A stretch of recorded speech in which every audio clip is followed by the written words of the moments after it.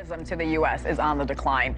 The U.S. is set to lose $12.5 billion because of it. Back, everyone. Canadian tourism into the U.S. continues to decline, down more than 30% last month compared to 2024. We've seen a 50% decline in our Canadian members. $250. That's all it takes now to step foot in the United States if you're from a country without a visa waiver. Seems small, right? But since July, that small fee has been quietly hammering America's $1.9 trillion tourism industry.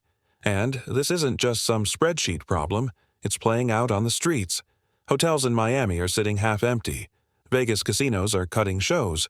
Tucson resorts are slashing rates. Even New York tour buses are rolling half full.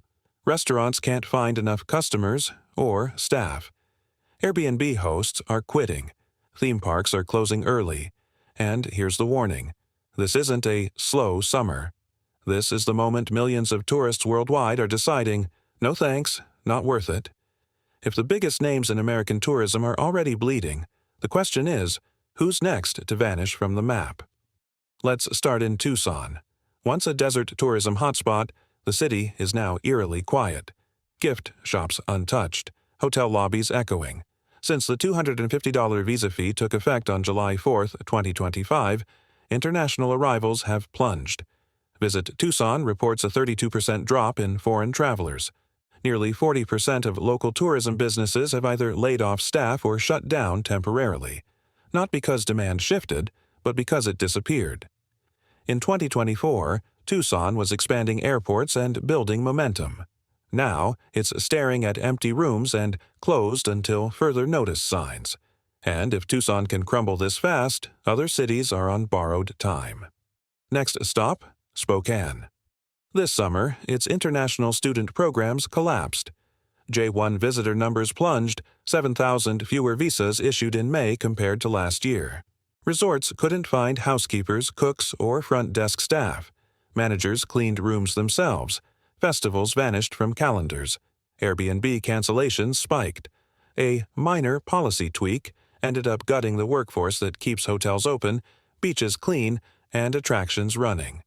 Spokane's quiet streets are now a case study in how visa rules can choke a city's lifeline. Then there's New Orleans. By April 2025, Canadian visitors were already pulling back. At the French Quarter Festival, revenue dropped 42% and international attendance fell by 35%. Half the planned acts canceled. Hotel restaurants dimmed early. Bourbon Street bus tours paused completely.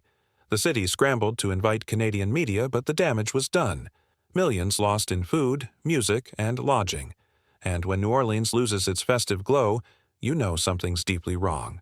Kansas City's warning is even bigger. Set to host the 2026 World Cup, the city expected record-breaking tourism. Instead, projections show a $220 million loss in international revenue. Group tours from South America and Africa have dropped 47%. Entire families canceling over the visa fee. Hotels upgraded, transit expanded, merchants stocked up, but stadium seats might sit half full. The World Cup was supposed to be a celebration. Now it's damage control. And New York?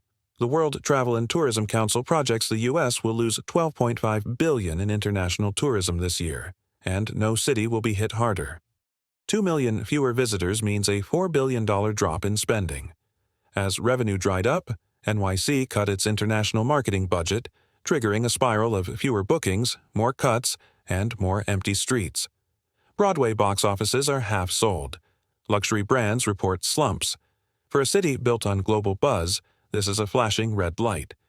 Orlando's story is pure chaos. The J-1 visa drop wiped out half of its seasonal student workforce. Theme parks canceled shows, guests faced hours-long lines, dinner theaters closed early. Without enough hands to welcome guests, Orlando's magic faded, and once the reputation goes, the revenue follows.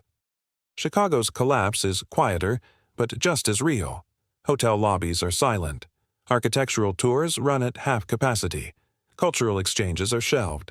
Tour guides rotate shifts to stay employed. Last year, Chicago drew over 55 million visitors. Now, less foot traffic means less promotion, and without visibility, Chicago risks disappearing from global travel lists altogether. Miami, once an unstoppable magnet, has seen tourist searches drop 15% year over year. Service revenues are down 20 to 35%. Resorts are cutting staff. Bookings are evaporating.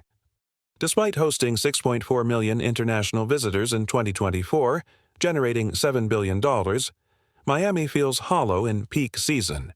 This isn't seasonal, it's structural, tied directly to visa friction. Los Angeles, the entertainment capital, is fading. Hollywood tours are down 37%. Film production is slowing. International attendance at cultural festivals and film schools has dropped over 40%. Fewer visitors means fewer crews, fewer sets, fewer jobs. LA's image as the beating heart of Hollywood is slipping. And finally, San Francisco. F1 and J1 visas from Asia have fallen nearly 20%. Universities report a 22% enrollment drop in tech and design programs. Chinatown is eerily quiet. Around 30% of its shops and eateries have closed since winter. Even century-old institutions like Sam Wo have shut down. San Francisco isn't just losing tourists, it's losing its global heartbeat. From Miami's beaches to New York's skyline, America's icons are going silent, not because of war, not because of a virus, but because of a $250 visa fee. One small policy, and now cities are losing tourists, jobs, and their place on the global stage. So here's the real question. Is this just a temporary dip, or the moment the world starts turning away from the American dream? Have you been to Tucson, Orlando, or San Francisco? Would you still go with that price tag?